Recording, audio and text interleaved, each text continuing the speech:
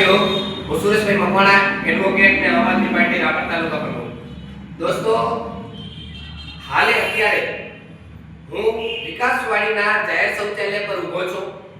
તારીખ 6/3/2026 ના રોજ મેં એક લેટર કરેલો નગરપાલિકાના ચીફ ઓફિસર સાહેબ શ્રીને અને રાપર નગરપાલિકાના પ્રમુખ સાહેબ શ્રીને, જે આ મારી પાસે લેટર છે. બરાબર 6 તારીખના કરેલો કે રાપર શહેરના જનાબેગ ચોક વિકાસવાડી પાસે આવેલ રાપર નગરપાલિકા સંચાલિત જાહેર શૌચાલય છેલ્લા 1 વર્ષથી બંધ હાલતમાં પડેલ છે, જે ચાલુ કરવા બાબત.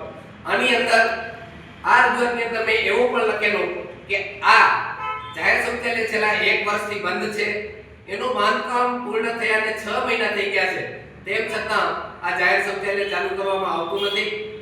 તો હું આપ સૌને કહું કે એની અંદર મેં એવું પણ લખ્યું હતું કે 6 મહિના થઈ ગયા છે, તેમ છતાં આનું ઉદ્ઘાટન ક્યારે થશે અને કોના દ્વારા થશે?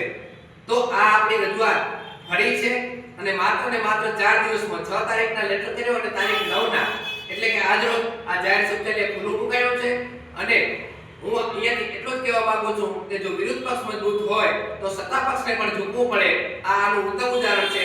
માત્ર ને માત્ર 4 દિવસની રજૂઆતમાં આ જાહેર શૌચાલય ખોલી દેવામાં આવ્યું છે અને આ દેનાબેગ ચોક મધ્યે ખૂબ અતિશય આવશ્યક જરૂરિયાત વાળું આ જાહેર શૌચાલય બેન દીકરીઓને પણ અગવડ ન પડે એટલા માટે જાહેર શૌચાલય ખોલાયું છે.